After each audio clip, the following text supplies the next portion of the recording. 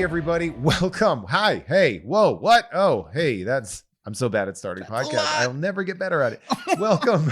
Welcome to another episode of Jeff Has Cool Friends. I am Jeff May, and I have a very cool friend that I am bringing with me today. I'm so excited to have this guy on. I have been friends with him now going on, 7 years at this point in time. Longer than that? Yeah, maybe longer than that even. I've had concussions, so I wouldn't remember. You've had a lot of concussions because you are stuntman / comedian / actor / bravado / one of those cliche types that everybody hates in LA. / handsome man that got off as a motorcycle to get here. Matt Merchant. Matt, how you doing, Hey, buddy? everybody. I'm good, man. How are you? I'm great. I'm doing good. Yes, you are. Got that Netflix money buying you cars. And I do. I don't. It's all gone. I've spent it all on Pokemon cards. Hookers and cocaine. Yeah, just not even fun, not even cool. No, just like vinyl toys and stuff. I buy worthless shit. Did you say vinyl toys? Yeah. Like not LPs. No, not LPs. They make toys out of vinyl? It's a whole culture. Yeah. Sofubi. See, that world that you live in is so foreign to me. You get beat up for money. I do. It's that is also foreign. Well, that's not foreign to me. Actually. Not foreign to you. No. I hope you did your share of beating too. Yeah, I never got paid though. Oh. So you did it for the love. I did it for the love of the game, which is very funny. Matt, I met you at the Good Night. No, not at the Good Night. At the Other Door, which is a bar not too far from where we are. Yeah. Yeah. You were doing stand up, and then right around there, the Liquid Zoo as well. Which is one is a respectable, not so much dive bar, and one is the diviest dive bar. Yeah. The most notorious.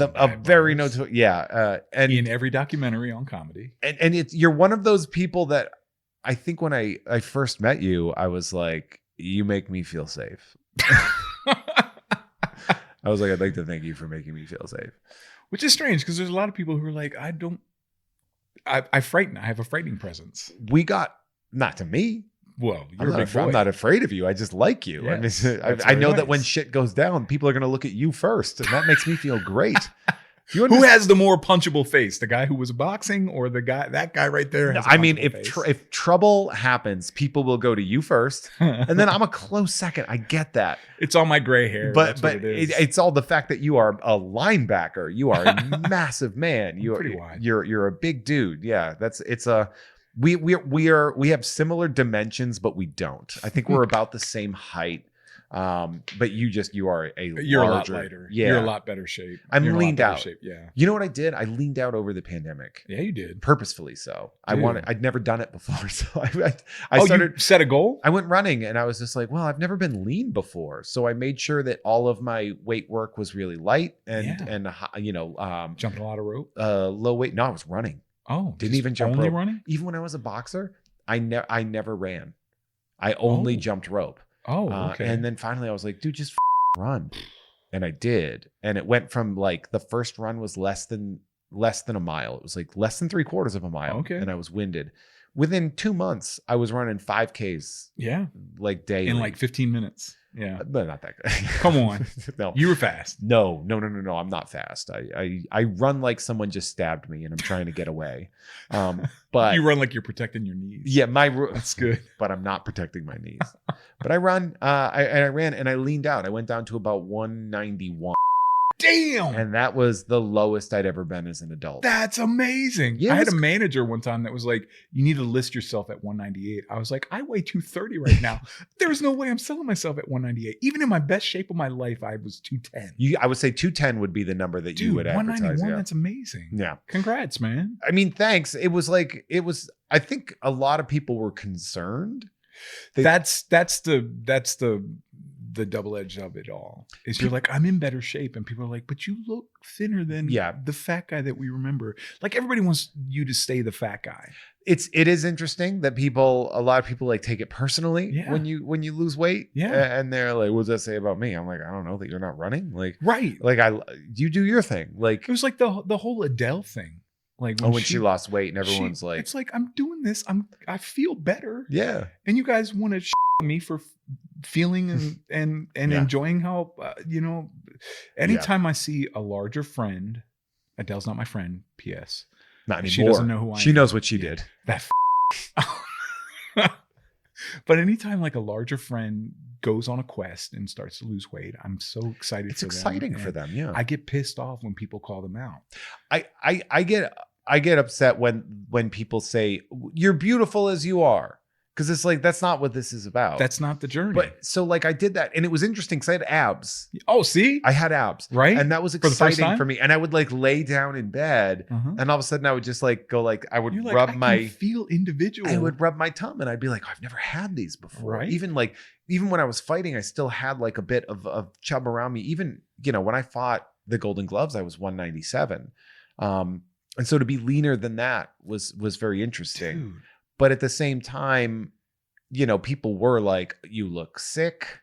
And it really just came to like, I was trying to find a way to right my own ship at the time and to challenge myself with something that I hadn't done before.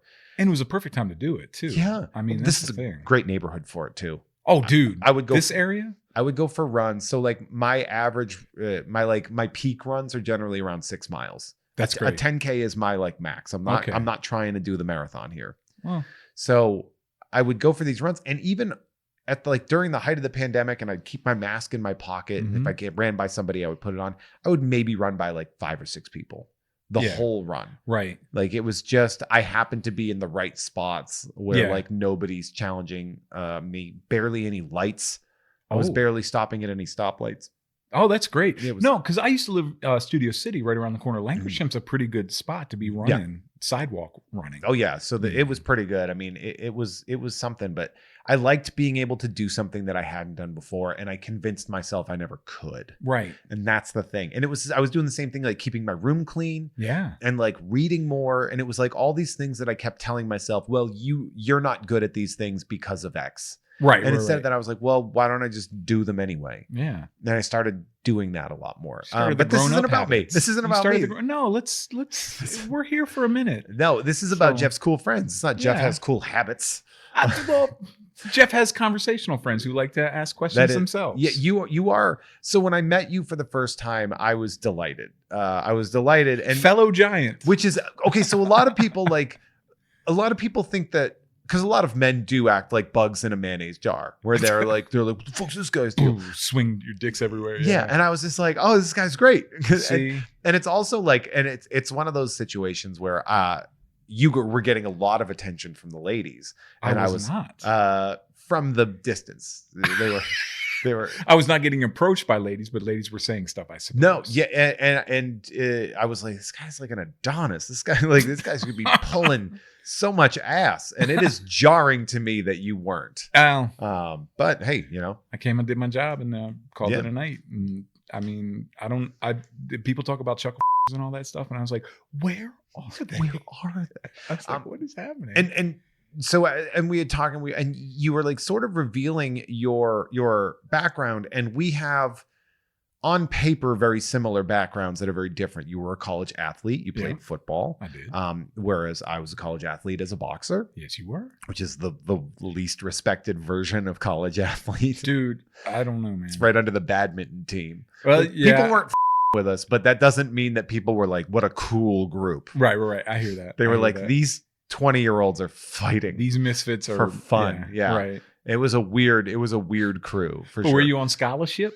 No. Oh. No, there's no scholarships for boxing. If you're really good at boxing when you're 17, you don't go to college. You get ready for the Olympics, I guess. Yeah. Yeah. Okay. Meanwhile, I was heavy when I started, and that's why I did it. See, that was the whole thing. Was football made me start losing weight a little bit because we were both fat kids. I hated football. Oh, I hated it. I played it in high school.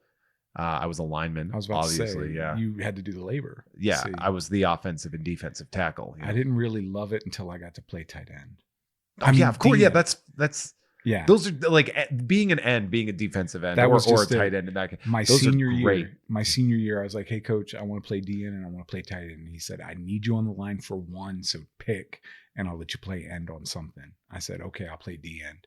And then as an offensive lineman, a defensive lineman took out my knee. I was supposed to go to Maryland. I was supposed to go to University of Maryland. They were going to put 30 pounds on me, make me a right tackle. Yeah. And then they took out my knee, and my coach was like, "What do you think about Frostburg?" It's like, I could probably play tight end there. Yeah. And he's like, yeah.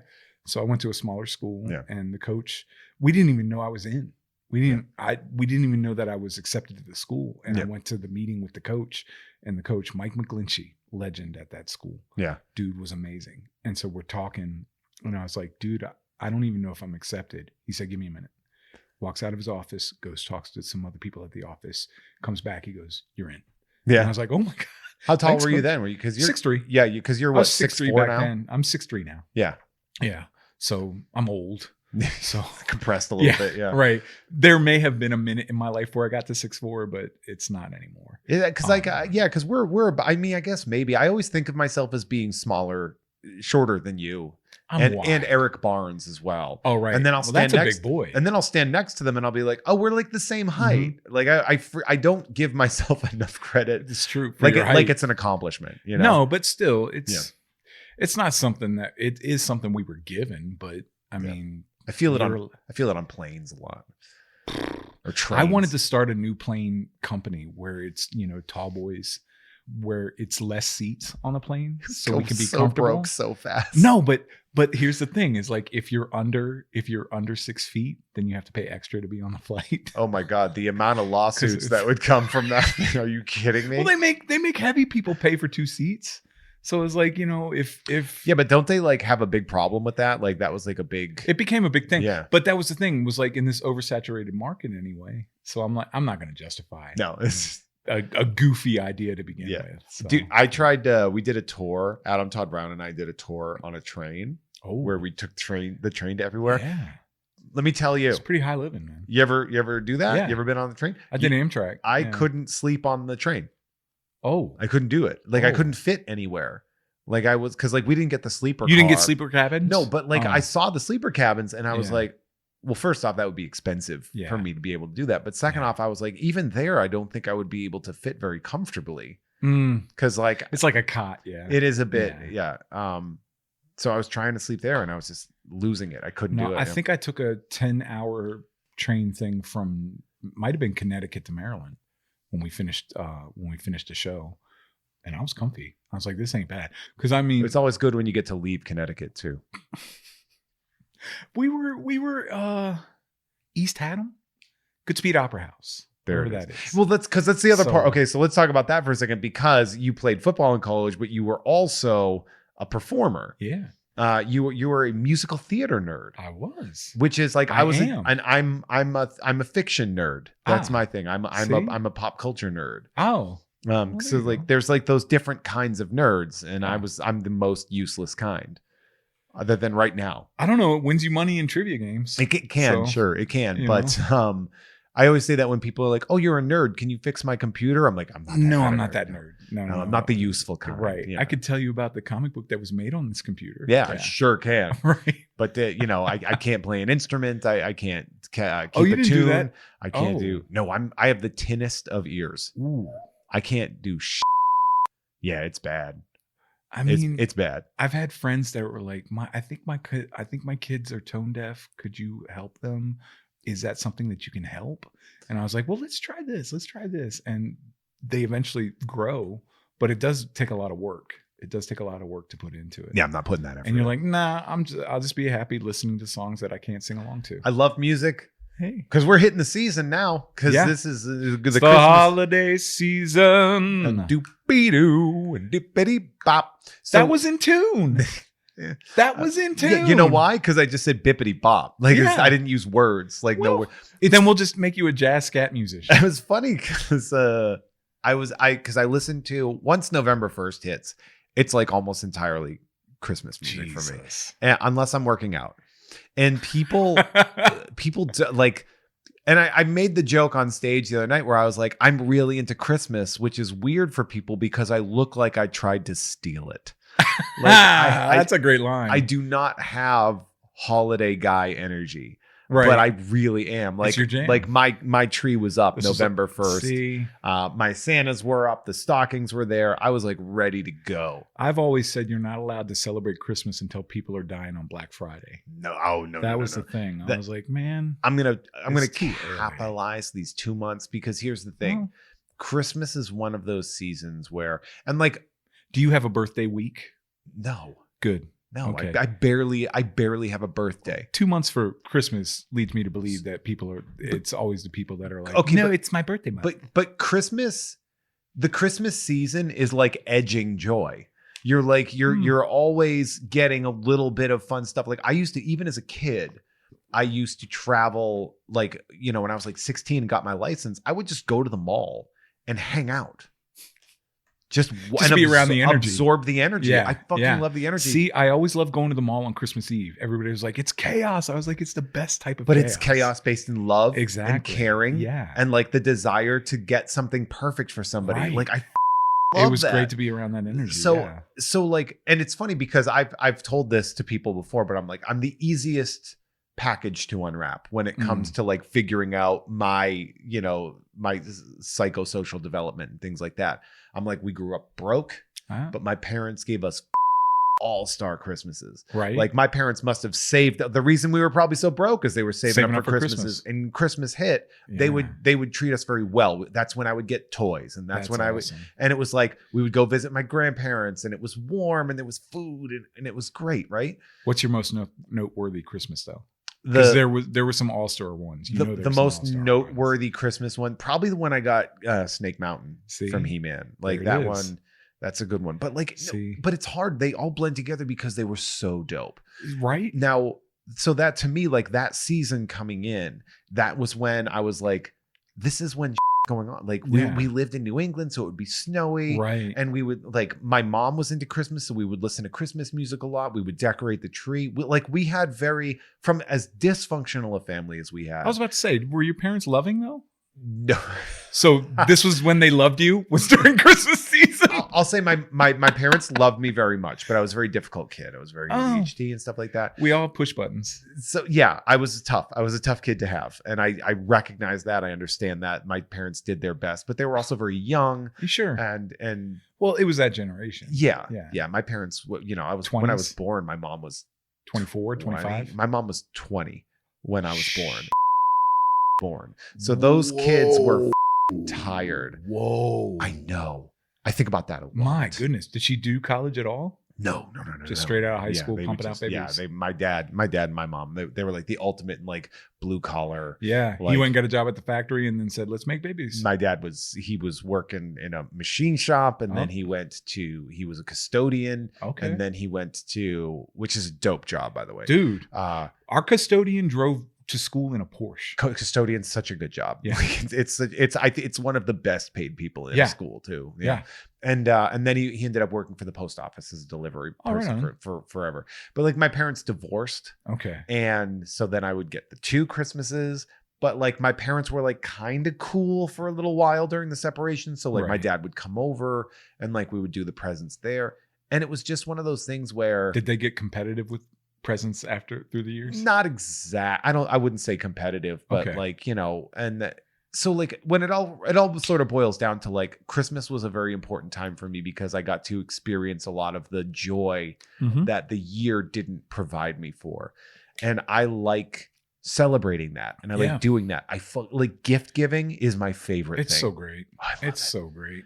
I have given some gifts that I'm extremely proud of. And then I love my family. And we're all just like, there came a time where my nephew was growing up and I would try and I'd get a gift. And then it got to the point where my family was like, dude, he just wants money. Yeah, just give him money. And I was like, all right, there you go. Like happy Christmas. My niece and nephew, like, I haven't really been able to provide them with gifts over the past 10 years when I switched my careers. So when I've been in the arts since the beginning. Yeah. And so I had good years and I had bad years. I had a year where a Pepsi spot was running ad nauseum.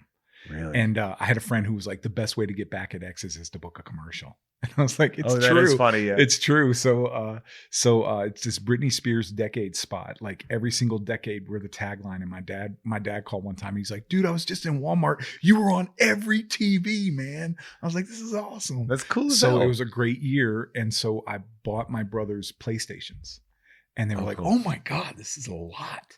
And I was like, well, I had a good year. I was like, you may get nothing next year. Yeah. And then enjoy this now. They got nothing next year. And I was like, fair. Hey guys. So yeah, this is the deal our family bartered into, where it was like, hey, so I'm going to do my best and I'll try to get your, it got to a point where my brothers were like, look, we don't need anything. Just make sure our kids are getting stuff. Yeah. And I was like, great. So I make sure that I make enough to take care of the kids every Christmas. But it was like, guys, there's going to be some lean years. I do presents over the course of the year. See, that's great. Like I'll see something in April that I'm like, this is going to be a good gift for this person. That right. is most likely. And it. Yeah. Yeah. That's, and like, we're not going to cannot wait for them to open this. Yeah. And I like that. I like the delaying of I love the anticipation, it is, like I said, I hate you're to edging. keep you're edging that joy, that Christmas joy. Yeah. And like the thing is being in LA, like LA is kind of an anti-Christmas city. Everyone does this too cool. They love Halloween. Halloween is the holiday that owns LA. Well, yeah. I mean, does the parade still happen down in WeHo?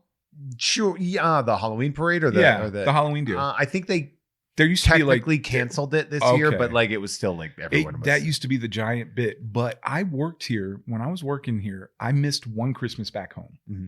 And I had to stay out here for work. And 6th Street, and not 6th Street, like Melrose-ish, 3rd Street, that kind of area. There's like a big shopping center there. So by the Grove. Yeah. So the Grove. If you guys don't know what the Grove is, and they went all out. They do. The Grove does good.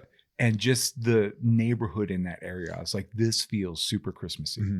But you're right. It was like one little pocket within the entire LA community. It's not that there isn't things happening. Right. It's just that like how many haunted houses and experiences exist in LA on Halloween, which is fine. But versus then like how many Santas have you on? And then all these people get like a hair across their ass. They get offended that people start celebrating like the Christmas season early. And it's like, you live in LA during Halloween. You don't get to, you're not being bullied. We live in a land of make-believe anyway. We're making Christmas movies in August. This So which you this did is where do, we live. by the way. You did do, because you were, this is fascinating to me because like obviously stunts, and we're going to talk a lot about stunts because I'm fascinated by this part of your career. Okay. Out of nowhere, it seems you were like, oh, by the way, I'm in a Hallmark-esque movie called A Holiday Boyfriend, which is available for streaming on Pluto. So it is free to everybody here with a Roku, or access to Pluto TV. You can go there, and you can, if you go into the search bar, A Holiday Boyfriend, you can stream it. That's insane to me. Somebody called one year and was like, dude, you're on Tubi now. And I was like, what's Tubi? And they were like, it's Pluto. Means your movie's free. Yeah. And I was like, yeah. Wow. Yeah. So it might be still on Tubi as well. I just found that on Pluto. Yeah. That's amazing. That's amazing. It is one of those situations where, I was like, oh, and I watched it. I did watch it. It's very interesting. I'm sorry. And I thank you as well. I mean, look, I would not be able to make a movie. Mm-hmm. I'm not good at it. I don't know how to do that. So that being said, it's much better. Yeah. So it's available on Tubi. You can rent it on Amazon Prime. You can get it on Vudu, iTunes, and it is also on Pluto. Wow. Even though the Google search doesn't have it as Pluto. That's amazing though. Now, I mean, because the first year it was basically Amazon. Amazon was the big deal where we could push it and be like, you can rent it on Amazon Prime. You can get a DVD off of Amazon. Blah, blah, blah, blah, blah.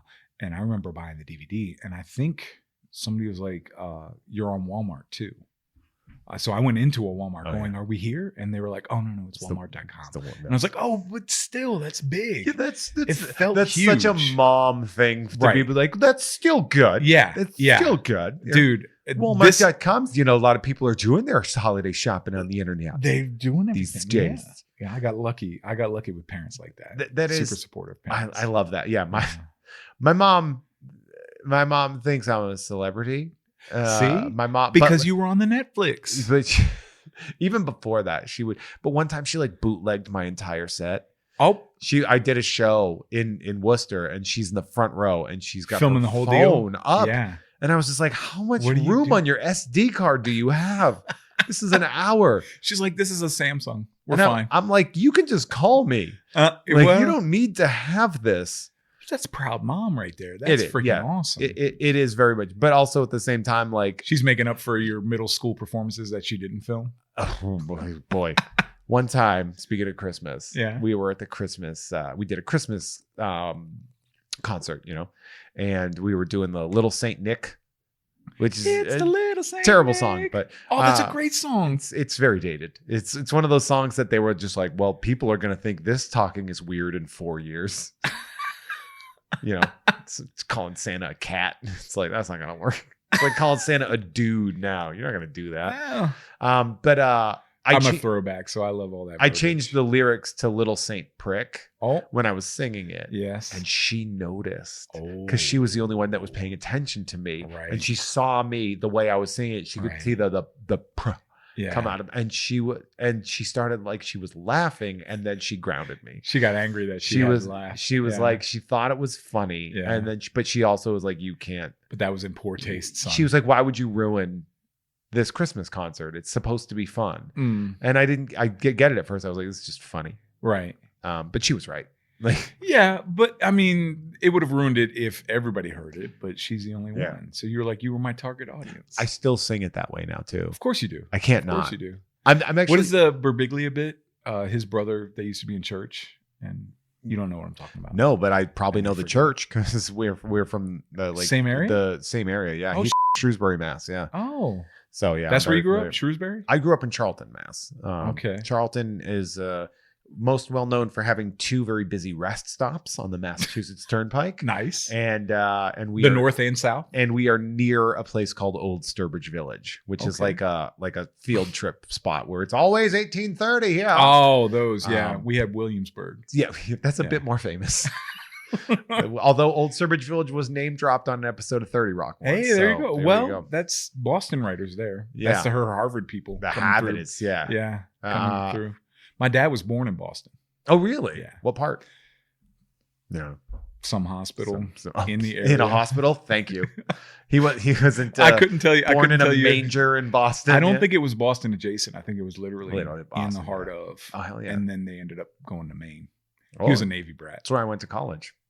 Ooh. I went to school in Maine. You had some cold winters. I went from cold to colder. There's a lot of snowdrifts where you guys were.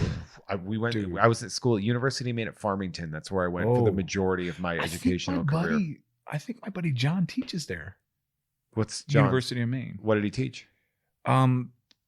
He's a nature guy. Oh, okay. And a science guy. Probably then. So, yeah, you can tell we're close, right? What's his last name? John McGee. That might be. It was John and Donna McGee were a young couple that moved next door to us when I was growing up, and they were the best. Just the sweetest young couple. Hadn't made babies yet, just figuring it out. Yeah, just starting out. Like they were in their 20s, and then they ended up going north. I'm still friends with one of my professors. So that's awesome. That's cool. Yeah, there was. Yeah. Because I transferred I finished at Worcester State College, which is now Worcester State University. Okay. Because I realized I wanted to be a teacher, and why would I pay out of state tuition at a different college? That's the smart. Yep. But I got inducted into the Honor Society, which was really cool. I was very excited about that. The Historical Honor Society. I was a top candidate, and they let me in. It was really great. 3.5 GPA. 3.86. Attaboy. And the only reason it wasn't higher was because I tanked it earlier. Yeah. Let me tell you. You had to figure it out that first year where you're drinking too much. Nope. Yeah. Never drank. Oh. It's just ADD, baby. Oh. When I got medicated, my GPA skyrocketed. Outstanding. So you were going before they were actually diagnosing that stuff. It was one of those things where I think my mom, because my mom knows I'm smart. So I think she's like, well, he doesn't need that. He's smart. Right. And where I was like suffering because of it. But she didn't understand He just needs to focus more. Yeah. And it's like, you know what would help? Concerta, 54 milligrams once a day. There it is. A pill that helps me focus. Yeah. Yes. And it changed everything. But so that's great. He ended up coming to that ceremony because he was a history professor in New England. And so I guess the ceremony was all in the same area. And he actually ended up being sort of the person who inducted me. Oh, wow. He was like, and we're still friends. I follow him on Instagram. Well, that's the beauty of social networks is, I had old college professors that checked in on Facebook and stuff, and my high school English teacher and I are trading notes here and there. And I was like, this is amazing. Yeah. I taught with my old teachers. I did too. In my hometown, yeah. When I in Maryland, all you needed to substitute teach was a high school diploma and fingerprints. So my freshman year of college, I'm substitute. It's reckless. Well, that seems pretty reckless. They won the gamble on me because I was a good substitute teacher, and so was my brother Zach.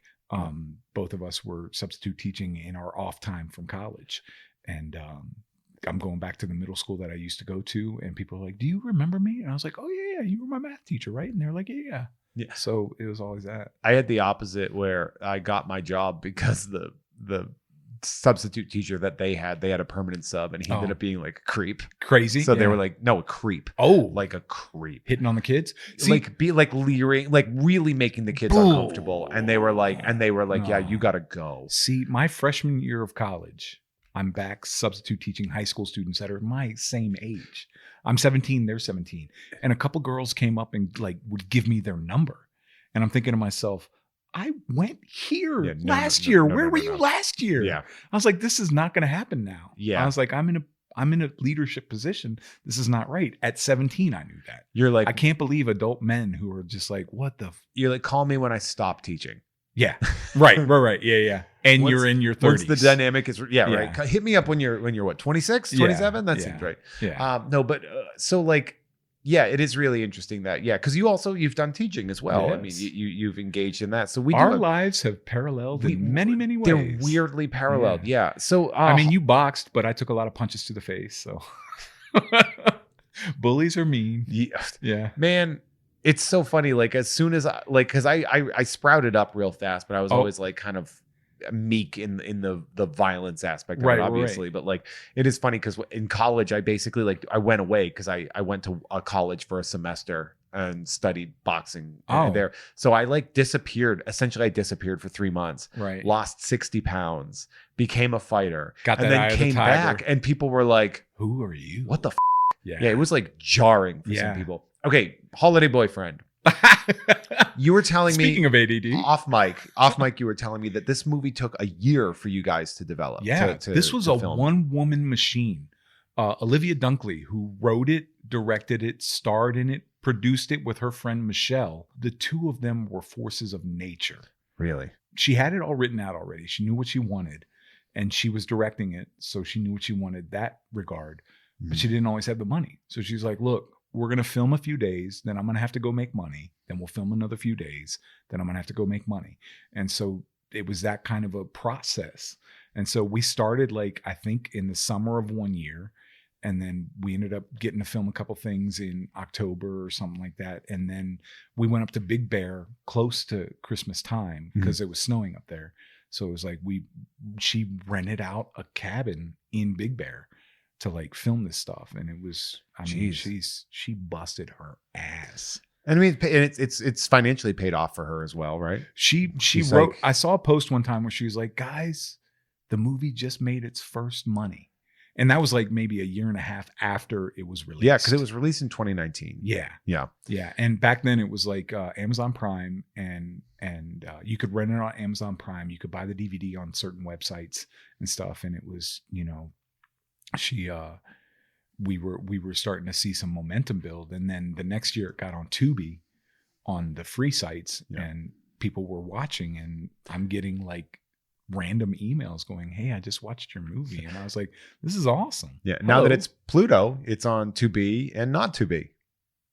What is Tubi? Oh, this guy with the jokes. That's good. I did a Hamlet joke. I was like, whoa, I got a little confused there. It's okay. It's okay. No, they're not all winners, but I'm going to say them anyway. Every wordplay joke to me is a winner because people hate that.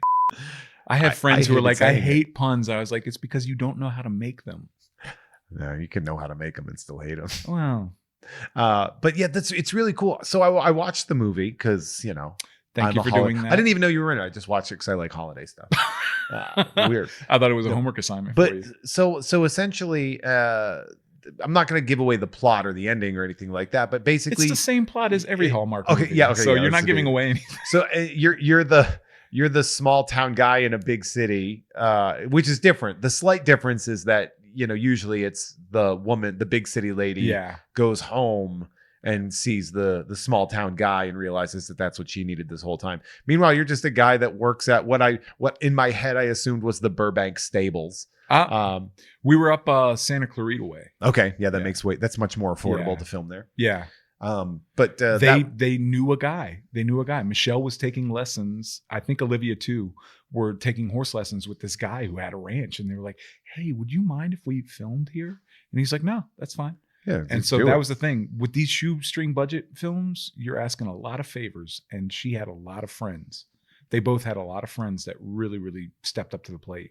That's like awesome. This was a community effort. I was like, I'm so proud that this movie even got made. Yeah, I mean that's pretty rad. And then because like also in the movie is so Michelle Jubilee Gonzalez, who's also a stunt person. Yes, who's most recent because I Wakanda Forever. She did stunts in Wakanda Forever. Yeah, she did. Yep, that's really cool. So the holiday boyfriend. You said it was filmed over a year, and I feel like I love that your audience right now is like, wait, a Wakanda Forever reference is made? Now we're going back to this holiday boyfriend it's okay, stuff? yeah, it's fine. I don't mind. They're already paying me. Fair. No. Thank you, people who paid. Shout out to the Patreon people. But so it's funny because it looks like some decisions were made in between parts of filming because the initial introduction of your character, you're kind of a silent prick. Yeah. Like you're kind of a prick. Yeah. And your first show up is like you're showing up like a character in Hee Haw, showing up out of a window, I pop up. like yeah. bah! Yeah. And it's a scary jolt, which was part of the theme too. Because the thing was, Olivia said, I want this to reflect my real life marriage a little bit. Mm-hmm. She said, when I met my husband, he was kind of a standoffish prick. And then he warmed up to me, and I want that to be an element of this. Like she wanted there to be, some truth in the story, you know? And I was like, that's beautiful. I'm happy to do that. I was like, do I get to be likable at all? And she was like, oh yeah, we'll have moments for that. Yeah. It starts, it comes in it's interesting because and as you develop, you soften, and then you're just Matt Merchant on the screen where I was watching it. Like, wait, I know that guy. And I was just like, well, I know this guy. Yeah. I don't remember the other thing. Yeah. And then there's this part where there's like a date that doesn't seem to go well, but there's nothing wrong with it. It's just that you're a dick to the guy. And the guy's just like, what the man? Can you get the gate? Right. Yeah. And you just walk away. And it's because I'm an ass to him that the date tanks. Yeah. And I was just like, I don't know if this is the message that I was expecting out of this. Because like you do kind of tank because there is that thing where it's like, it's that Hallmark thing where it's like, okay, so we know these two are going to end up together at the end of the movie. Now it's going to be fun to watch the obstacles that come into play. Yeah. And that's every Hallmark holiday movie. It's like, we already know the blueprint. Yeah, we know the guy in the green sweater and the girl in the red shirt red dress end up together on the cover are going to end up. Right, exactly. And that was the thing. And so I think with that date, she was trying to make him kind of a bloviating, kind of elitist kind of thing, where she was looking for a little more down and dirty, which is who my guy is. Oh, he's down and dirty, all right. Even though he has a no sex rule. That's right. It's very speaking of edging, very Christian of you. Well, I think that's a part of the Hallmark formula. Yeah. Oh yeah. Well, it's like there's like a kind of like they've gotten past it a little bit, which I don't know if you heard Candace Cameron Bure's that like mess. Bloated statement of like it's hard to be a bigot in Hollywood. Right. Yeah. Leave, man. Yeah, you're allowed to go. You can go back to you can go back and talk about Bananas with your brother. Yeah. Shout out to Jodie Sweetin for being the good Tanner. She was awesome. Yeah. She and my friend Christine Lakin ended up doing like a show about the children's stars who got older. Oh, really? Cool. And so she was a badass in that. Hell yeah. So it was Jodie and Christine, and I think there was one more who was like a child star. Yeah, that's rad as hell. I love it. And Jodie's she's cool. Yeah, she got like, didn't she get like kind of bumped into by the cops or something? Like, I don't know what the actual rule, but she got like shoved by a cop doing a protest. Oh, doing the protest stuff. Like Yeah. What a badass. I had such a crush on her as a kid too. Dude, so like that was you chose wisely as a youth. Yeah. I'm so glad I didn't go DJ. I was a team Stephanie the whole time. That's what it was. Yeah, that's how it is. So I know we were talking about that real quick. I know that we know that early patrons get an early access to the show. They get a week early with uncensored episodes. If you are listening to this for free, Thank you so much. I appreciate you. I appreciate your ears and your attention, and sure would appreciate your money. But you don't have to give it to me. That's fine. But if you sign up at patreon.com/Jeff May and you sign up for the producer tier, there is a part in the show where I will read off a name that you request me to read off. Oh, And Matt, I'm going to do that. And we might have some side quests along the way. So I'm Okay. going to give a big shout out to Show Me in the Rules, where it says a dog can't play basketball. Airbud. That's right. a great reference. Gray man, tell me your fears. Jeff using deep blue sea memes to break bad news.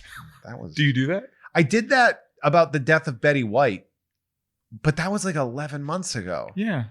We What gotta was the Deep update. Blue We Sea gotta meme? update it. What's the meme you So the used? meme I made was the shark was 2022, Okay. and Skarsgård was Betty White, and it was Oh. right before that he bites the arm off and kills him. Okay. And so I did that, and people were like, "Wait, what happened?" And I was like, "Oh, sorry, Betty White died Sorry, gang. right Oof. before she turned 100. Yeah. Sorry, Betty." But somebody said that there were enough leap years that she made it through that essentially she did turn 100. I mean, sure, Yeah. why not? Hey. If If we're going to be nerds, let's be math nerds. Yeah, let's be pedants. Everyone loves a pedant. So, shout out to Tyler Wilgus, asking 7. In the time since he changed his name on this document, Jezbut had a kid, got a new job, and got COVID. I have desperately begged him to That's a change this singular and he name? won't. Yeah, Jez. Well, yeah, oh yeah. Oh, there's longer ones. Oh. Shout out to Kimball, the casual Frankenstein. The Target loss prevention officer currently hunting Jeff. I shoplift M&Ms at Target. And you get away with it every time? It's the only way I can come. I No. try. No, it's Shout out to Valor.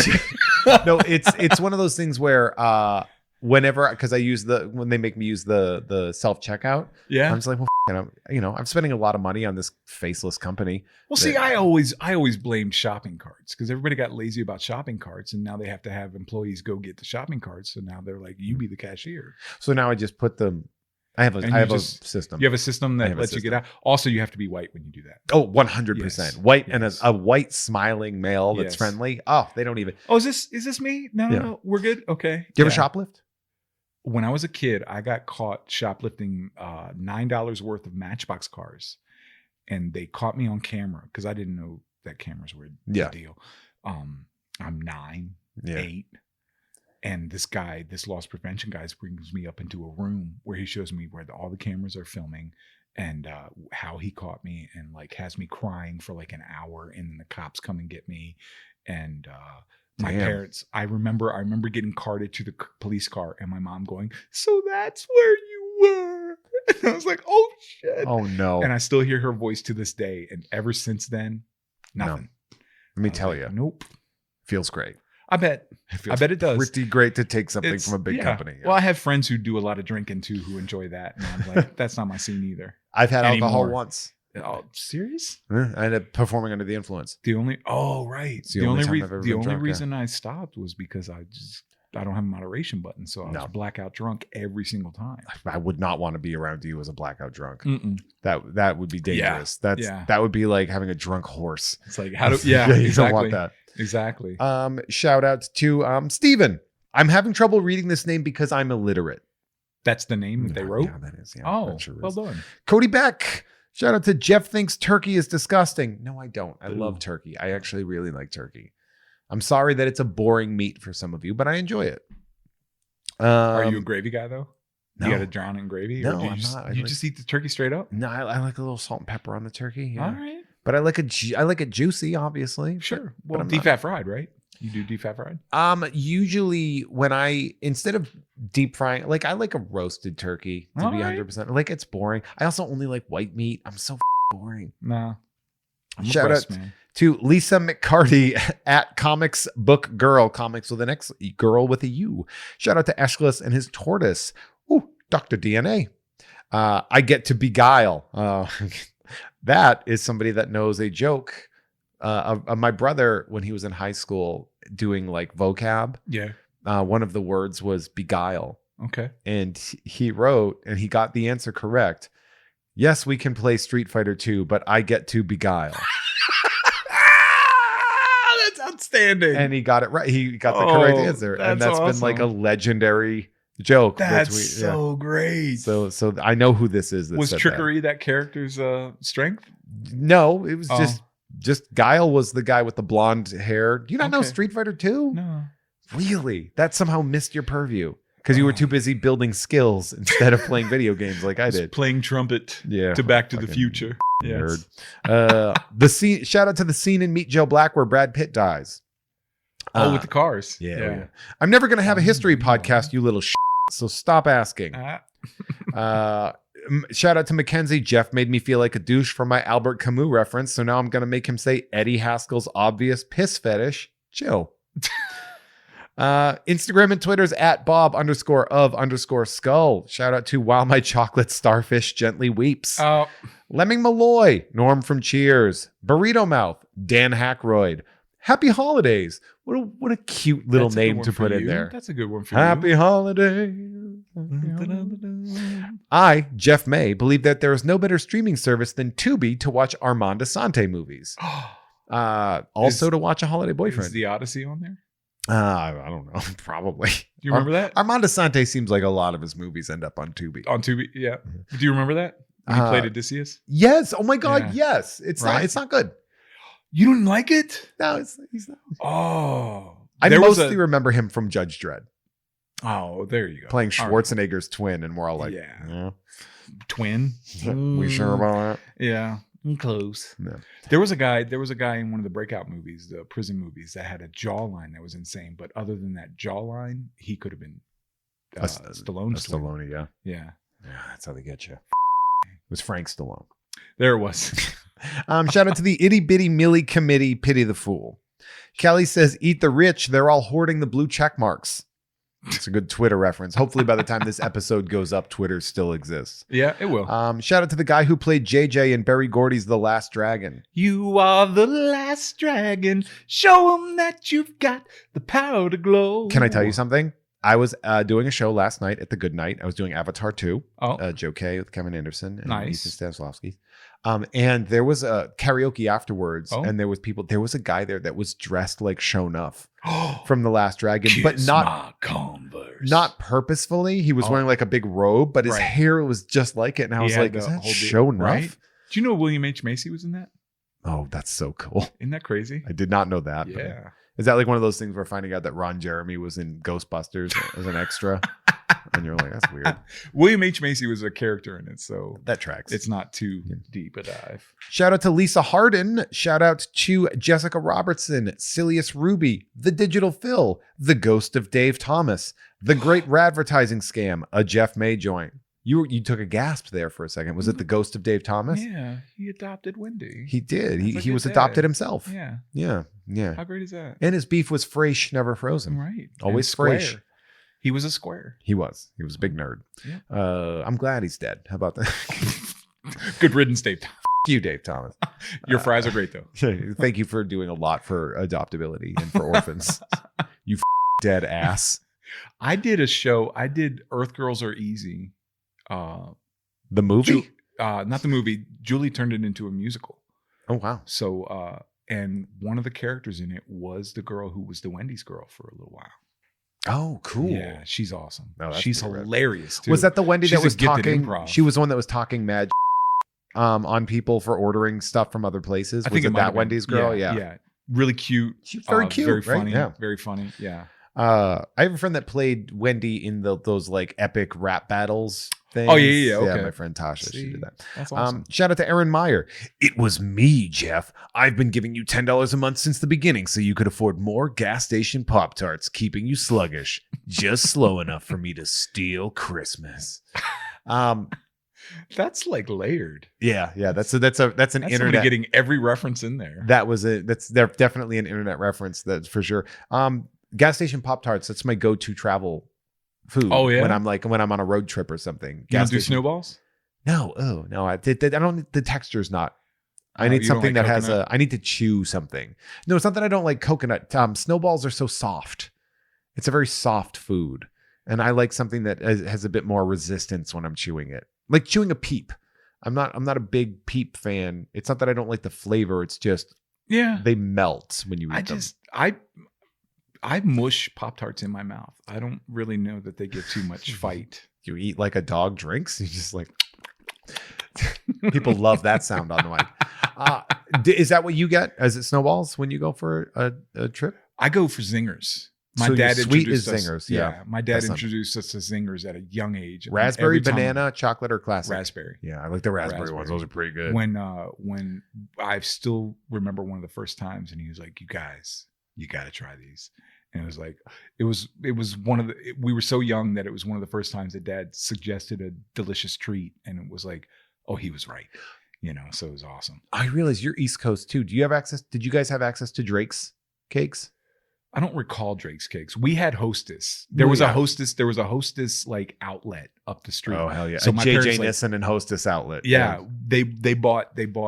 We would buy like All the that pies in bulk, and we had like a giant freezer that we would throw them in and just keep them for the year. We it's really funny. Well, I have a funny story about that actually. Because my grandfather used to rent his land out because my grandfather owned a farm. Oh, wow. It used to be a dairy farm, but he decommissioned the dairy aspect of his farm. Okay. So he would rent it out to people that owned cows. And one of the people that did that, they would buy as part of feed, they would go to the JJ Nissen / Hostess outlet and get a bunch of stuff and say, you guys want to take anything? Take something. Like take whatever you want. This is part of my payment. Yeah. Okay. Yeah. Where it was more just like a nice dude Oh, to like that's cool. to the little fat kid. And I Yeah. used to take the cupcakes and I'd bring them into school and I Mhm. would sell them. Attaboy. And I was making like $10 a day, which is like for a 7th grader without a That's job. entrepreneurial right there. Yeah, that was pretty good. And then I Yeah. got caught. Boo. They got so mad at me, and I'm like, this is like a pretty good price though.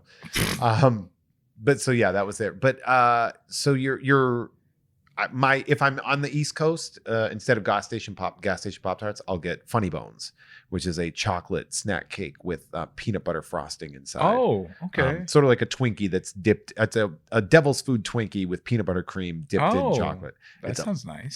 a delight, man. Yeah. What about a savory snack? Pepperoni. I would buy a Just a- pepperoni stick and just eat it. Just eat it. Yep. Eat it like a just gnaw Like a away on it savage. like a dog Yeah. with a bone. I did that. I used to do that. You're gonna They get used to have it gout. at the Food Lion. You're just gonna. Your I've foot eaten is so gonna- poorly, I should have diabetes. Yeah. Taking out my leg right now. I mean, yeah, fair enough. Yeah.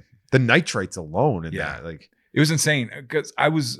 They had just introduced. They just built a McDonald's down the street right when double quarter pounders became a oh, thing. Yeah. And so after football practice, every single day, double quarter pounder I like a double. before dinner. I used to eat. Before dinner. I used to eat a double Whopper every day. See, Uh, and that's what it was, man. I still eat poorly, but I have salads from time to time. But you know what But- I realized? I eat vegetarian during the week and almost vegan. wow, Sometimes I put feta into a salad. whoa. But for the good most you. part, my protein shakes, I eat protein shakes and salads a lot during the okay, week. that's Um, great. And so for the most part, it's just one of those things where I did realize I was not putting any animal products in except the occasional feta Yeah, in the salads. And I was like, oh, I Wow. think I'm like look at me being good. a weekly vegan. Yeah. And then in the weekend, I just go wild. yeah. Not every time if I go out to No. eat or something like that. And it's not a conscious choice, but it is one of those things where like, just when you're turned like, out to be your cheat day, when you say, you're like, I could never be vegan right? because I love blank too much. Oh, But that being said, I feel like I could probably pull it off. dude, Travis Clark is vegan, and I can see that. he and I will meet up for a lunch, and I'm always down to go to where he can. He can eat. And we it. went to like a Thai spot, and they were like, so I was like, I'm gonna get like a pad see ew, and it was tasty. I got. I was like, oh my god, Is it the one on Lancashire? The Thai place, the vegan might Thai? be might 'Cause be I got- right around the corner. I Yeah, got yeah. vegan shrimp there, and it was actually really tasty. So good. They're amazing. It's Yeah. amazing what they can do. I mean, I remember when I entertained the thought the first time was I think college, and Mhm. tofu was still cubes, and you're like, no, this is bullshit. I'm not a fan. But of they tofu, have yeah. learned to do so much Yeah. that you're like, oh my god, this is delicious. I used to do soy burgers all the time, See, but I couldn't do it's it. not good. I couldn't do it. I said the presence of vegan ribs lets you know that people want the taste of meat, but they also want to be superior about it. Yeah, but I also get like if I could have a McRib without having, I'm assuming 12 to 13 different pigs per sandwich Yeah. die, like Right. I would do it. And It's the just, and the stomach rot that happens the next day. Yeah. It's just I'm a McRibs have you lazy had this season? Yeah, I'm just a lazy piece of shit. I haven't had any. I haven't gone to McDonald's. Oh wait, no. I went to McDonald's the other night because I was starving and I had still no didn't option. do McRib? No, I got I try to limit it where I got I was wearing a white t-shirt for one. So I'm not gonna get a McRib. Are you kidding me? That would be expensive. That would be a $45 purchase by accident in a situation like that. No, it was I got a double cheeseburger, extra pickles, extra onions. Okay. Because I love McDonald's fake ass onions. Yeah, those like cubes. dehydrated, Yeah. rehydrated So onions, good. and their pickles are amazing, Delicious. So I got a double cheeseburger, McDouble or whatever, and that's just enough that you're getting that protein in there, and like you get your sugary bun and whatever, but All the other it's goodness. not doing a lot of damage, Right. Whereas like if I went whole hog, you'd know it. When I did McRibs more regularly, every trip was 2. I love like, let me get 2 McRibs, It's so good. large fries, and the giant Coke. Yeah. So, yeah. I'm a Dr. Pepper guy, but I think the Dr. Pepper goes really well with the I McRib. vacillate. Yeah. I go Dr. Pepper or Coke. The only time That's all I allow I'm myself doing. to drink soda is at the movies. It's the only time. But it allows me the opportunity to have access to soda and Right. not cut it out fully. Entirely, yeah. And it's a great diet trick. And it makes you want to watch more movies. Yeah. Right. But it is a good diet trick to like if you're like, oh, I just can't give up soda. I'm like, well, allow yourself soda in a certain A situation. little moment, yeah. Yeah, and that for me is the movies. Trick yourself into moderation. It's Yeah. I consider it to be. It's not the only place it's not forbidden to me. It's just I Mhm. can only access it in one place. Right. And that alone removes the binging aspect of Yeah. it. Of like when you finally break. Yeah. And you do get a Dr. Pepper on the road or something. And you're like, it's fine. Doesn't it It's taste okay. better too? It's so much better. Yeah. That's I got more names. Speaking of, sorry guys. Shout out to Cronenberger Meisterburger. 3 Jacob Tremblays in a trench coat sneaking into an R-rated movie. Parker Aylesworth. Just Parker Aylesworth. Taller than both of us, by the way. Oh, He's a very tall man. Very nice. I worked with him on set. Very well, likable. thank you, Parker. We look up to you, literally. Shout out to Christy Salinas, a delightful person, by the way. She's very sweet, very nice Awesome. person. Hi, your friendly neighborhood mortician here to encourage you to please get life insurance. Something tells me this is a person that has been dealing with some rough stuff for some Yeah. people. So yeah. Not allowed to make them up. Definitely get that life insurance. Jeff has colossal feet. Probably. He's a big fella. What Oh. size shoe do you got? I'm sporting a 13 these days, but only because I put insoles in them.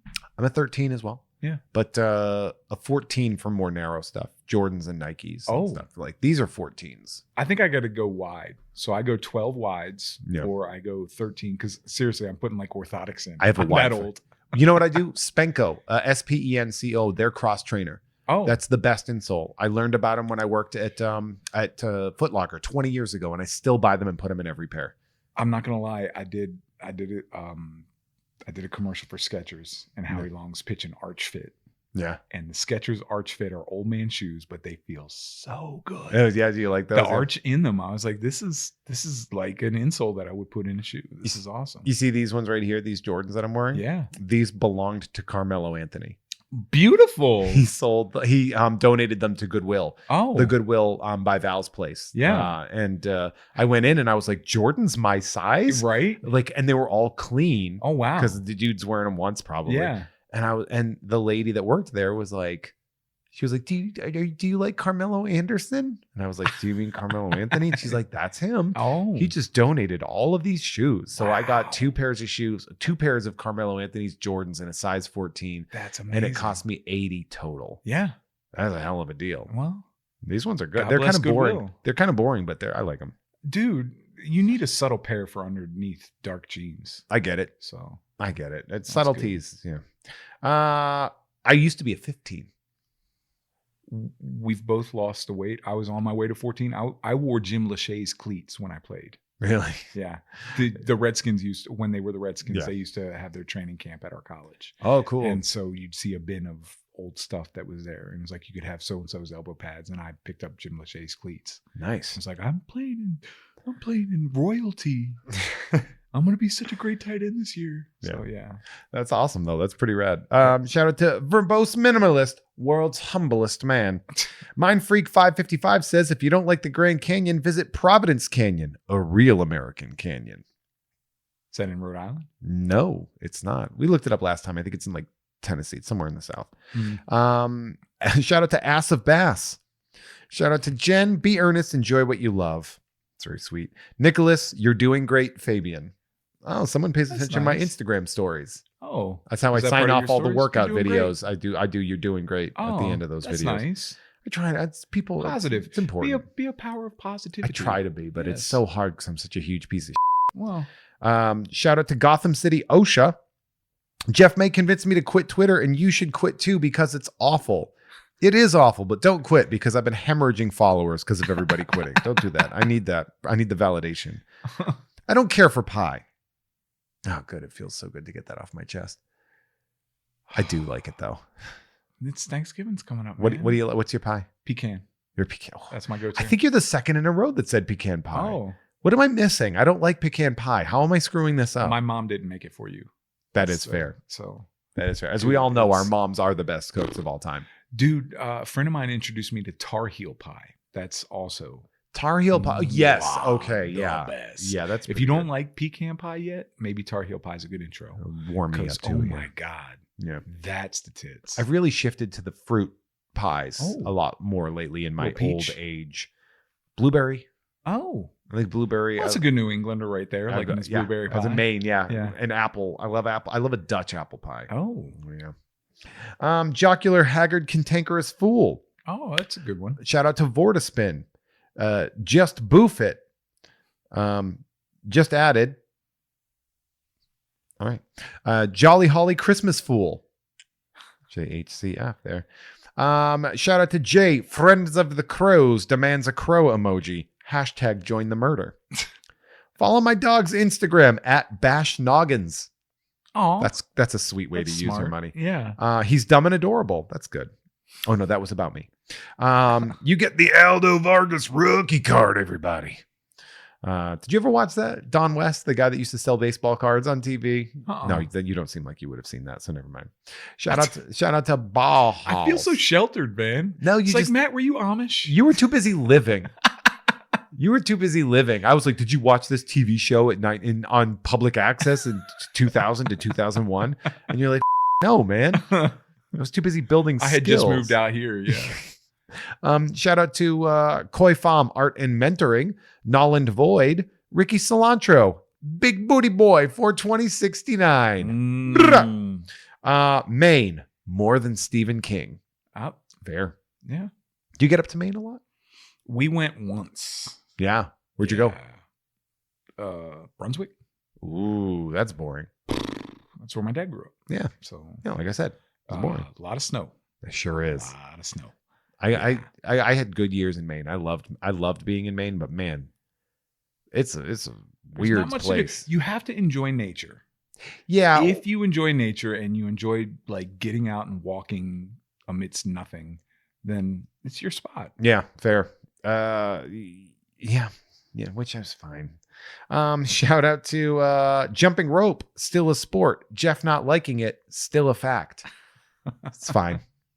I don't like sports. That's the joke. Oh, because I do a podcast called "You Don't Even Like Sports." Oh, so people like to make fun of me for not liking sports. But you're not the kind of sunny guy about it. You're like, oh, all you people in your sports ball. I do like sports. Oh, okay. It's just that I wouldn't. I hate that sports ball. It's my biggest thing. I was like, when I was working out a bit, it was if you say sports ball to me, I'm going to say that I know that the Millennial Falcon does the kettle run in like 21 in 13 parsnips. Yeah. What was the somebody on election day where like, oh, is a vote ball happening today? Right. I was like, oh, okay. So if you're a sports ball person, cut that out. Yeah. It's obnoxious. We don't appreciate the condescension. That was the thing too, where it was like, you watch those shows where like the effeminate musical theater kid comes out and goes, I'm here to audition for the team. And you're like, you know that it's tryout. You know these things. You know what's happening. You are aware of these things. Yeah. It's very interesting that the whole aspect of like how how like nerds became the bullies right in the past, 15 I said years, yeah. I had never felt more bullied than when I was going to an open mic one night. Oh yeah, comedians are garbage. All these tiny people that you could take in an instant. It's like you are making me feel like there were a lot, like when I started comedy, there were people that were like really to me, and it was really ridiculous. just because of what I looked like. Yeah, it's funny. One of my very good friends, Aaron Marsh, who's like one of my very close friends, and I've called him out on it before, where I was like, you were such a piece of to me, and he's like, yeah, that's on me. I'm sorry. Early on, when he was hosting over at Flappers, it was difficult. Right. Yeah. It was difficult sometimes. Yeah, but he's such a sweetheart. Yeah, and he's once good. he knows who you are, that's what it was. I think he actually got over it too. Good. Like he realized that he was up and stopped doing that. We've all done a lot of growing. I think so. Yeah. I love when people will say that to me a lot. They'll be like, well, you said this awful thing in high school. I'm like, I sure do. And I regret every single and I'm so sorry for the ass syllable. And I was like, and if I was talking to this person or like, I'm sorry. And if you want to send that person to me, I'll apologize to them. And it's not right. And it's not okay. And I don't expect an apology to undo the damage that was done. All I can do is say, I'm not that person anymore. I had terrible impulse control. It's not an excuse. I'm sorry. It was cruel. Because and I'm sorry for the person I was. I went on an apology tour to exes, I've done dropping emails and stuff, being like, "Hey, I just want to say I'm so sorry for who I was back then." It's hard to do that, and it's also like sometimes people don't want that, which is hard too. Yeah, like, there's that where they're like, "No, you were fine." And it's like, "No, I don't need you to sate me." When the Me Too thing hit, I remembered there was a girl I had a crush on, and like.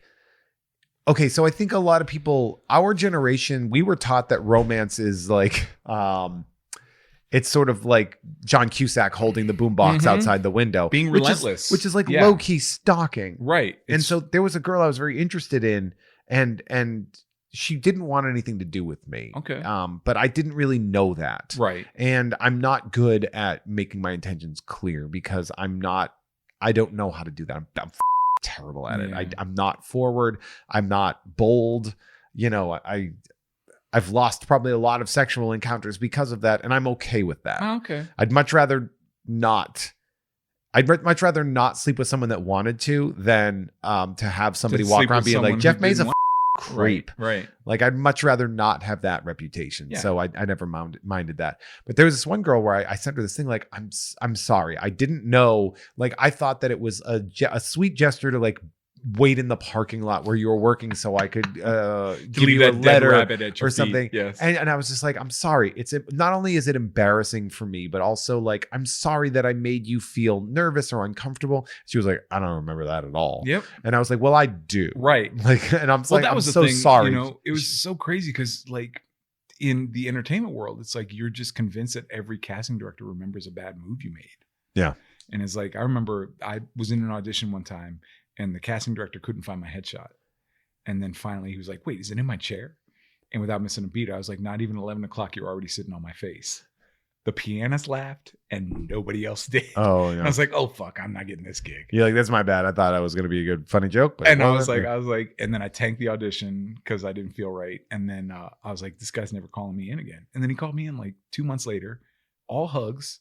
Didn't even remember it. I was like, oh, okay. So people don't remember some of the things that you do. But you know what? I think maybe that is selfish out of my own edification to like hunt this person down. But in my head, I was like, I bet they remember this. And that was it must have been jarring because I remember she got like somebody walked her to her car. Right. And then later on, I was like, oh, it's because there was a creepy guy in the parking lot. Yeah. Right. And it was like, no, there were no negative intentions. There was no violent intentions. But I still was like, I still think about that. And and it was like, so I sent that message and was like, I owe you the apology of saying I didn't understand how to deal with these relationships. I didn't have that information, but that's not an excuse. Right. And that to me. And isn't it humbling that we weren't as important to people as we thought we were? I think that's a pretty, I think I told myself a lot of that. Like this person doesn't care about you. Like they're not interested. Right. Right. But it was like, it was also, I was still making those because it was right after I had lost weight. Oh. And so it was just, I was getting a lot of positive feedback about that, but I was still not confident. Okay. So I was trying to take people's word for it. Right. I had to because I'm still not that. I still don't think that way. Yeah. But I do take other people's external viewpoints and I hear what they say. And I'm like, well, if people are saying that, then that's fine. Right. But I still didn't know. And some people you're just like, they just not, you're not their flavor. Right. And that's fine. I've had people on the show. I've had people on this show that I was like, you want a hand? And they're like, no. Oh, okay. Yeah. Well, I got set up with somebody recently where I was like, lovely. All right. And then I met her and I was like, you were destined to be a friend. Yeah. Whereas like immediately I was like, I don't feel the zing. And you know that they don't either. Yeah. You know, so it's like, all right. This is fun. Yeah. All right. Yeah. Well, let's be buds. We gave this a shot. Yeah. Or never talk again. Right. Right. So it's crazy. Crazy. I had I'm actually there's a couple of exes that I'm still friends with or that I've like reunioned with as being like, oh, this is much better. Yeah. Now that we're not involved sexually. Right. Like it's a much better experience. It's a different dynamic. Yeah. But also it's like a very hard, like sometimes they have to have husbands. Right. Like I have to have them in a situation where they know that completely I'm not trying to be a creep and I think they know me well enough to know I'm not going to be. Right. But there is that like, still underlying. Like, I'm not trying to you, but like we can be cool now, right? Yeah, right. You know what? Why don't we just keep moving forward? Shout outs to did I say Jennifer Findelander, AV Foundry, Patrick Dore, Bart Fardigan, Jeff Horde's Christmas Festoonery, JHCF. You see, Jeff has cool friends. Everybody's finding their anagrams. Oh, they do it. Yeah, they do a lot of them. Is that an anagram or an acronym? I think it's an acronym, right? An anagram is when you mix the letters up, but an acronym is the first letter of each way. That's why you were the real teacher. Because remember the substitute. Because we used to make those acrostic poems when we were. Yeah. I had the worst ones. Jeff was like the worst way. Like find 4 adjectives to describe you with the letters of your name, and I was like, joyful. Oh, like there it is. Exuberant. Yeah. Like I was felicitous. I was the 3rd grade. Yeah. Fat. I think I wrote fat on one and like didn't get in trouble, but like they were like, you all right? I think that's one of Danielle Soto's favorite jokes of mine is when I was a kid, the bullies called me Fat Matt or really Fat Matt. They weren't creative. Yeah, really. Yeah, I still remember when this kid yelled in 6th grade, you waddle when you walk at me when I was running up the stairs. And I will remember that forever. And I can beat up those kids who were indelible. I can beat the shit out of everyone I graduated with except that one kid. Yep. He became a bodybuilder. Oh. And he's like still, I mean, kid, that man. Well, bodybuilders aren't fighters though. That doesn't matter, man. You could probably lift me, but you can't beat me. Yeah. I'll make sure to call you if I'm ever attacked by a stack of weights. Yeah, exactly. But on top of that, I don't think he's not doing other stuff either. Oh, like I think because he was a wrestler. He's lifting and taking Krav Maga. Yeah, he's probably doing okay. He's one of those guys that's like, just in case I need to fight 6 people at the same time. Like, you never know. Huey, check out Nerd with Dre and Jeff wherever Jeff May's podcasts are found. It's a monthly show I do with Dre Alvarez called Nerd. How many podcasts do you have? It's too many. I have 4 regular. I have 4 regular shows. I have 2 monthly shows. I have kind of a 3rd one, but unfortunately, I had to. It had to pull away, which if it is still available, one of the I'll record a podcast with you tiers on the Patreon did open up. I did not advertise it. I don't know if by the time this is released, if I will have advertised it, but if you want me to record a podcast with you, you can go and sign for that tier. There is 1 slot open. Oh, there you go. Yeah, that it went real fast, but then unfortunately, my very, very good co-host got hit by the hurricane, and he's like, I have money I got to use in other ways. And I'm like, dude, I was like, please. Like, I was like, fix don't. Your house, man. He was like so apologetic. Well, he was like, I'm so sorry. And I'm like, dude, you worry about your spot right there. Bro. Like you're awesome. You're doing great. Like I'll be here for you. And even, I'm like, and I don't know, even if that slot is taken, I'm like, I'll probably still do the show for you if you want me to. Yeah. Like, there you go. That guy's great. Rudy, Daft Punk has an anime, Rueda, and it's called Interstellar 5555. Jeff hates competitive fun. See, that's both. That's Jeff has cool. That's JHCF, but also you don't even like sports. Right? Yeah. You see that? That's right. Goji, Gregorio, Kool-Aid Molotov wants to remind everyone that fascism is bad and punching Nazis is cathartic. It's also just good. It's good for the world to do that. Pick the right Nazis. Shout out to Gerard Ruane. Yeah, right. Shout out to Farty Marty, who has devoted his life to being upwind from Jeff in case, quote, the great air biscuit arrives as foretold. That's a lot. I think I must have said on a podcast that I referred to a fart as an air biscuit, floating an air biscuit. And they must have done that. And then finally, eat and die, Grand Canyon. A lot of Grand Canyon hate out there. I mentioned on a podcast that I don't give a shit about the Grand Canyon. Oh. That was I think it was on an Unpopular Opinion, where I was like, why should I give a shit about the Grand Canyon? And they're like, well, you got to go to see it. And I'm like, if I go there, I'll look at it and I'll be like, yeah, that's what it looks like on the postcards. Right. Like, I don't have that reverence of the majesty of nature. Cause like for me, nature was always work. Right. Growing up, it was always like, oh, I have to chop wood. I'm going to chop wood, get ready for the winter. Yeah. Yeah. Well, that was, I think as I've grown older, I've grown more of an appreciation for that kind of stuff. But I remember being in my mid-20s and we were in Italy. We're in Italy just driving. And somebody, a British friend was like, isn't this gorgeous? Isn't this amazing? And I was like, this looks like where I grew up, only it's colder. And that was it. That was my comment on freaking Italy. And people are like, we were in Monfalcone, Italy. It's southern tip. It's so yeah. It was a terrible thing to say. And I was like, that was the ignorance of my youth. If you would like me to read your name and wax poetic about it with my guests, head on over to patreon.com/Jeff May and sign up for that producer tier. There are a couple spots that are open. I know some people, we're in a recession. Some people have been leaving. And I take nothing personally in that regards, but that means that those tiers are opening up. So if you want that, why don't you go ahead and go for that? I sure do appreciate that because we're doing all sorts of things to try to get this patron count up. E.E. Cummings, great poetic name. Yeah, that is a gal that'll steal Dan Gunning. Whoa, whoa, whoa. Is that this guy 311? Out the old school. Holy crats. That was great. You know what's funny? Beautiful Disaster by 311 is one of my favorite songs of all time, but 311 is one of my least favorite bands of all time. Isn't that crazy? It's so weird how people that that happens. you hate can create something that you love. Yeah, it's just, it is what it is. It's fine. I have no problem with that.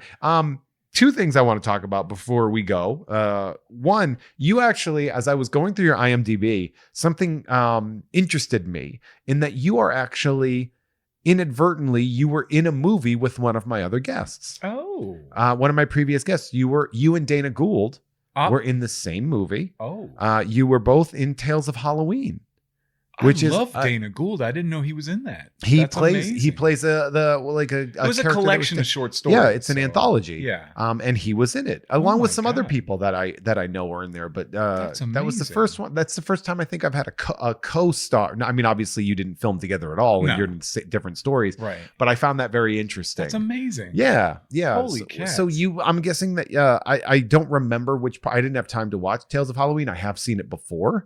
But were you playing some kind of a Michael Myers type? I was a creature. Okay. I remember wearing like a skin skirt, and it was like a horned, ginormous creature. I was doing creature work on it. Really? So, yeah. It was a stunt night. It was a stunt night. They ask you if you're claustrophobic first. Yeah. And you go, no, I'm fine. And then they trap you in this helmet kind of a deal. And the guy that was doing the makeup for me had blackened my eyes. Oh yeah, of course, yeah, stuff like that, and like they do for Batman, right? Exactly. And then it was like an adhesive too for the it was like a neoprene kind of to stick the stuff to your face. Basically, just trapped me in this thing, and we're like, okay, how's your depth perception? I was like, non-existent, and they were like, we're gonna get you down the stairs, and so basically all I had to do was walk down an alley as this giant being. That's a monster in huge boots. How long did that take to get in the makeup? 3 hours. 3 hours. That's not bad. Not bad when you look at like my buddy and I. We were dead bodies that were found drowned underwater, so we had to be molted, and they airbrushed us. They did airbrush stuff on us for 6 hours. Really, to get you a 6-hour temporary tattoo that we were just like, and every little jolt kind of tickles a little bit to the point that you're just like, oh my God, this is starting to feel like torture. Oh wow. Like, oh my God. But we looked amazing. Really? Yeah. They did dude, I have such a respect for makeup artists and hair people. Those guys, they put up with all this bullshit too. They put up with bullshit from actors who were like, well, I'm fine. I don't, and they put up with that. And then they make you look amazing. Like the creature ones, the people who have to do like creature makeup and stuff. Holy cats. I remember a friend of mine had written for a comedy story from a horror anthology. Oh. And she last minute was like, hey, can you be my murderer? Yes. And dude. So, and I was on this thing called The Things That Haunt Us, which is a much lower budgeted version of what you were doing. Or that's crazy. I had to kill my very good friend Jasmine Wattar, who she also was the writer of the she played Junie and God, I forget what the name of our segment was, but it's like something about a dead stop or something like that. Just a brilliant, hilarious person awesome. that had me on there to like murder her. Yeah. And I'm just like, all right, that sounds good. But Dude. like there was like one where they did like scratches on my face. Oh, and right. So like and just watching the makeup artists do that and like it's incredible. all the shit they do. It's so the zombie impressive. The zombie stuff. I remember we were doing a zombie one, and one of the makeup artists, like the supply for something had dwindled, and they're like, well, let's just get some Kleenex, and they like crumpled up Kleenex and then like adhesed it to the face somehow. Mm-hmm. And it looked like your skin was just like flaying. Really? And it was amazing. It's crazy what they can do. Yeah. There was a girl when I doubled a guy on this Phobias, it was called, and it was that was recent. That was 2021. Fairly recent, yeah. So I doubled Jerry Potter. He's an older gentleman. Gets hit by a car, so I doubled him. So they had to put me in like a full ball cap, and then like give me a beard and all this stuff. And the woman that does the makeup for The Walking Dead was in charge. Oh wow! And so I had a young lady who was like meticulously doing stuff, and it was amazing, and she was great. And then the lady from The Walking Dead came in and goes, "Oh, I think he kind of needs it," and she just. And like in like seconds was just like, okay, and here he goes. And I was like, oh my God. Well, I'm assuming you did that quick. And she's like, well, when you're on Walking Dead and you've got to do all these zombie kind of things. Because she must have worked for Greg Nicotero then, huh? She may have. Yeah, like I would assume, because I know he was like the guy. Oh, like, that's right. Greg Nicotero is like he's like the Walking Dead guy. Yeah. So that's his baby. That's wild to work under him. That would be like making creatures. Collide. It would be like working. Be like, I studied under Stan Winston. Stan Winston. And you're just like, wow, okay, well, I guess I'm gonna trust you there. Yeah. But yeah, that's very cool. Yeah, you have a deep IMDb, and it seems like you're getting a lot of stunts. Add some credits now too. You do. Oh yeah. What do you got? What do you got to add in there? I just got to work on Rookie Feds again, and I got to work on Rookie again, and I got to work on Lone Star again. You've been working at 911 Lone Star a lot, huh? Dude, the coordinator on that saved me. Really, as far as my career goes. Buddy loves Sauced Hand, and that's a name, huh? It's love is because he loves everybody. It's Buddy Sauced Hand, but he goes by Buddy Love because everybody loves him, and he loves everybody, and he's amazing. And his assistant Coel Mahal, Coel was looking for a double for somebody, and Coel's now husband. Sergey and I used to train. Sergey Dmitriev, hello, sir. We used to train over at Bob Yerkes's way back in the day. Bob Yerkes is a stunt legend. I'm guessing it's a stunt legend. Yeah. His backyard was used for there's a scene where this is the closest I'll get to Star Wars knowledge for you at all. I'll go on. There's a scene where one of the guys gets thrown into the Sarlacc pit, I guess. Yeah. Is that what it is? So they did that in Bob Yerkes's backyard. Oh, cool. Did a Russian swing. The guy's in the thing. I think it might have been Larry something. And he gets Russian swung, and then they do the thing, and that was Empire Strikes Back. Return of the Jedi. Return of the Jedi. Stunts. Yeah. I want to talk about stunts for a second because you're on a lot. So one of the things I want to know about stunts, about stunt performers specifically, is like, I know everybody has specialties. Some people are combat things, but like, so what are you constantly like taking classes? Do you stunt drive as well? I want to take they have a course. Yeah. There's a course that you can take, but it ain't cheap. No. So it's an investment. You're probably not going to, but you're too big to stunt drive though, right? Like, I don't think so. I think there are spots for me. If you're a good driver, they'll find room for you, dude. Mm-hmm. Corey Eubanks is not a small person. So that guy gets all the driving stuff. Okay. My buddy Ross Sharphorn, known as a driver. I got him by a couple inches and a couple pounds, but he's not slight of frame either. Okay. So there's room. What are your specialties? These days, I'm good at brawls. Yeah. If I'm marketing myself to people, I'm the guy who's comfortable with dialogue. Okay. That's a rare breed. Oh yeah, That's still like a an rarity. acting stunt performer. That's still a rarity. And we're in that hybrid world now where they're like, where coordinators are looking for guys who can do that kind of stuff. Are you But- SAG? Yeah. Okay, so yeah. So you can legally do that too. Oh right? yeah. That's just it. Well, that was the thing, was when you're hired on a stunt contract, it's the same as a daily. Yeah. And so there was a time where we would improvise stuff and start yelling things, and the director would be like, no. And the coordinator's like, no, he's on a daily. You don't have to pay him extra for this. Oh, He's yeah. already on a daily. So let him throw out some stuff. Yeah. So we're doing Vice. We're doing the movie Vice. That's right. And, Did Vice. Matt Champagne was in that too. I was literally going to Yes. say another How great is LA comedian staple, Matt Champagne, because Isn't he that did the Wolfie. I got, he did that. and He improv actually that got line, yeah. hired to act in that. I got hired to be a pair of hands during a waterboarding scene. Yeah. So so they hired this kid to be like the translator on it. They found a kid who was doing construction on the show and found out that he spoke Farsi. And so they were like, okay, so we're gonna so it was his very first gig, and he was nervous and wasn't quite bringing the energy they needed. Mhm. So the AD comes up to me and goes, Matt, Adam just wants you to lose your on this guy for like a minute. Just, who's your target? Where's who you working for? He wants a lot of F-bombs. He wants a lot of rage. Yeah. Just lose your on this guy for a while.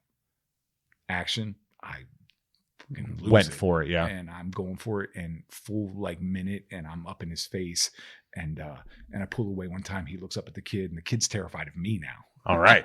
So he looks up at the kid and he says something, and I was like, what do you say? What did he say? And the kid goes, he says he doesn't know. I was like, you don't know. And I keep losing it for like a minute to a minute and a half. Wow. And then we finish, and the sound guy comes up to me and he goes, hey man, you got to warn me if you're going to yell like that. And I was like, no, but yeah. I'm that's sorry. because it probably blew his ears out, huh? Yeah. At the beginning there, yeah. He was like, he had dialed it back so that they could use some of the footage, but he was like, man.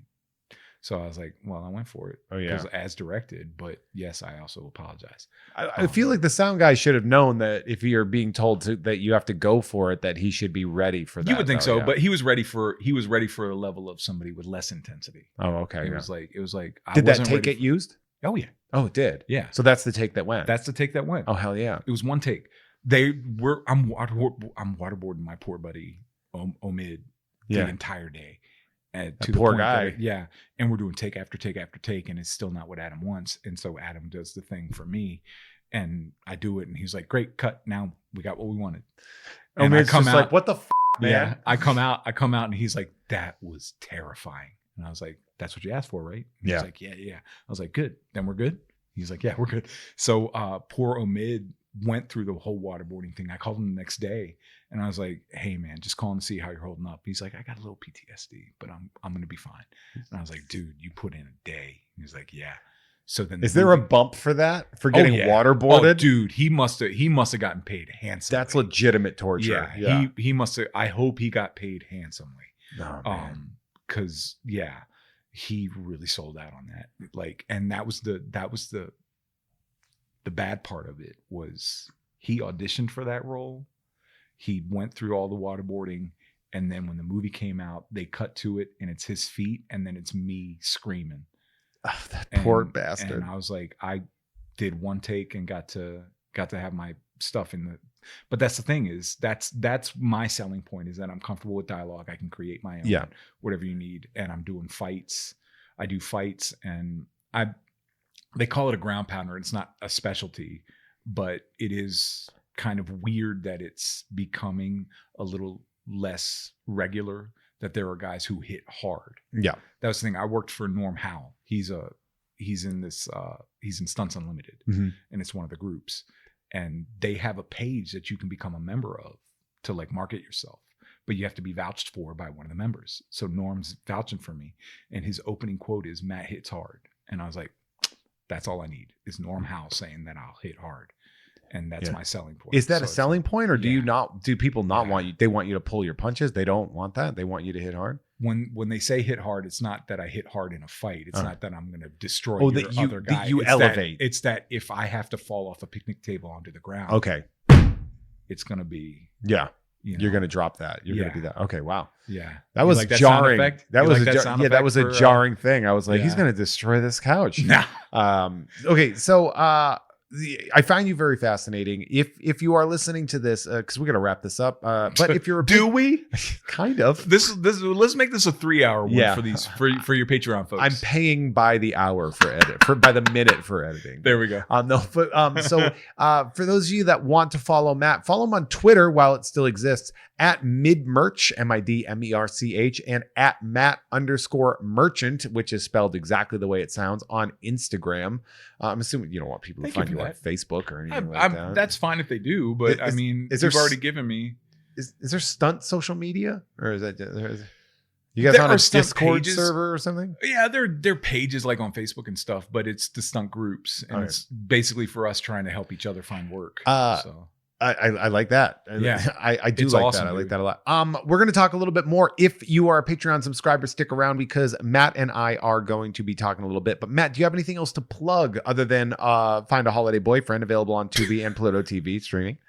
It's that season, man. If you want to say something nice about A Holiday Boyfriend too, I'd appreciate that. If you want to see I think the reviews could benefit from that. If you have negative things to say, I can't be the kind of guy that's like, don't say the negative stuff, because I want you to have an honest experience with it. But you don't have to write it down. Well, you can, and I appreciate anybody who watches. No, it's watch Matt be wildly discordantly terrifying. Yes. It felt like two different movies were being made. Our DP was like, this could be a horror film, and I feel like easily twistable. I feel like she was destined to make that a horror film. Could be real. There's a clip where I seriously look like Michael Myers walking into the house. Yeah, it's terrible. Like there because the way you frame, because you're about a foot taller than this woman. I'm a big boy, and it's compared funny to her. Yeah, she jumps up into my body one time, and it's like she had to clasp to hang on. Yeah, she's like, Jesus Christ, I'm gonna throw my back out trying to get up to this guy. Yeah. Anything else? Any shows or anything you got going on? Or right now, I'm just loving the stunt life in TV and film. So if you see us, if you're watching shows and you'd like to support stunt people, let's do this. We've had a campaign for years trying to get the stunt Oscar. Yeah, right. The Oscars don't recognize stunts. If you are a person of influence listening to this who could help, our campaign is, I think it was an Oscar for stunts. Hashtag an Oscar for stunts. There are multiple hashtags of us trying to get stunts recognized in the Oscars. So that's what I'll plug. I'll plug that. So please, which it should be. You'd think we're just trying to get a coordinator at least recognized, so that it's, because the year that Mad Max won everything, every clip was of an action scene. Crazy stunt, an insane stunt that they were doing practically, and it was amazing what they were accomplishing in that movie, and not even to get recognized. Because I think George Miller was a big proponent of the stunt Oscar. He might have been. I think Brad Pitt's. Brad Pitt's getting vocal about it. Well, Brad Pitt's best friends are all stuntmen. Well, there's that, and Brad played Hal Needham. Yeah. So I mean, that's what Once Upon a Time in Hollywood is. For those of you who might not know, that's Hal Needham's basically story. Him and Burt Reynolds. His best friend was his stunt double. Well, he was Burt Reynolds. Right. Well, but no. I mean Brad Pitt, because and it's I forget the guy, but the director of Deadpool and Bullet Train. And so like they're like best buds, right? Yeah. And he's like, and I've seen this guy grow and flourish. Yeah. And that's the beauty, is watching stunt people become directors. Shauna Duggins is one of the more recent ones that I've heard. Yeah. She was coordinating 911. And now people are like, oh, Tierra Turner's coordinating that because Shauna's gone on to start directing stuff. And you're like, good for you guys. JJ Perry side note, did a zombie thing with Jamie Foxx. It is wild to me how many super hot stunt people there are out there. And then I'm like, I guess it makes sense with athletic people. But at the same time, you see someone and you're like, man, your face doesn't even show up on the camera. Right. Look at that. Look at that so face. Gorgeous. There are those pictures where it's always like, these are the doubles. And you're always like, oh my God, Renee Moneymaker is gorgeous. Yeah. Oh my God, Jesse Graff, stunning. I had an ex that was a body double and she was absolutely stunning. Yeah. And I was just like, you should be more like actory about that, right. Well, I think that's what's nice about the hybrid stuff, is that these beautiful women are going to get opportunities where it's like, oh, you can also you can also act in this stuff too. Yeah, it has a pro wrestling energy to it, where it's like doing the stunts, taking the bumps, but also having the mic work and stuff like that. Yeah, exactly. If you want to hear more from me, if you are listening to this episode for the first time, thank you. That means you're probably Matt's family, right? I thank you as well. Thanks, Mom and Dad. Thanks for coming by. But yeah, I have lots of really great shows, including Tom and Jeff Watch Batman on the Gamefully Unemployed Network. You can also hear me on Unpopular Opinion, as well as You Don't Even Like Sports, which is a sports podcast for people that hate sports. Think Comedy 3030, both on the Unpops Network. And if you are listening to me here for free, you can head on over to patreon.com/JeffMay, where you can have early uncensored access to the episodes with bonus content, as well as monthly shows like Nerd, which is also available for free here. But you can also hear Ugh Fine. We have a podcast with Kim Crawl and many other things that are coming. I'm going to start doing some more writing, especially during the holiday season. I'm not going to spoil what I want to write about, but people would know it if they know me. But again, about the Grand Canyon. Find me on social media at Hey There Jeffro, HeyThereJeffro. And if you want to see me live, of course, my monthly show Mint on Card is at Blast from the Past on the second Friday of every month. It's awesome. Beautiful Magnolia in Burbank, California. So come on down. You get great guests there. We got we've made it a point to make it so that people are fans of the show. Yeah. So it doesn't necessarily, I guarantee a competent and good comedy show. So people come here because they like the show, which is a lot different than they like the one comic. You know, right. We try to build a very good.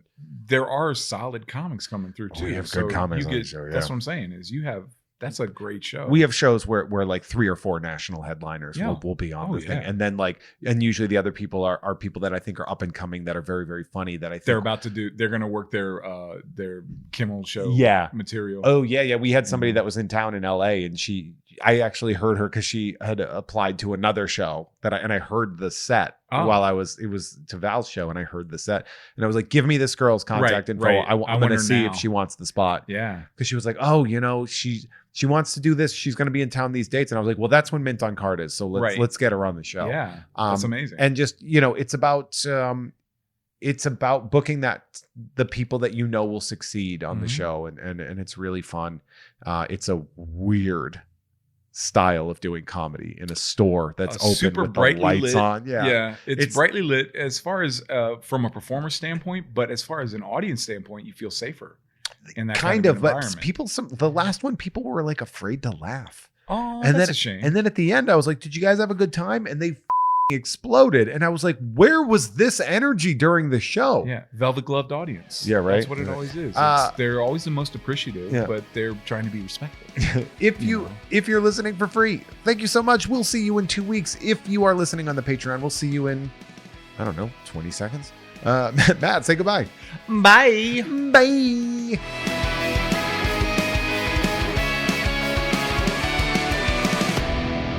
Hey everyone, our artwork is created by Justin T. Brown, who can be found at Artness by Justin Brown on Instagram, as well as artnessbyjustinbrown.com.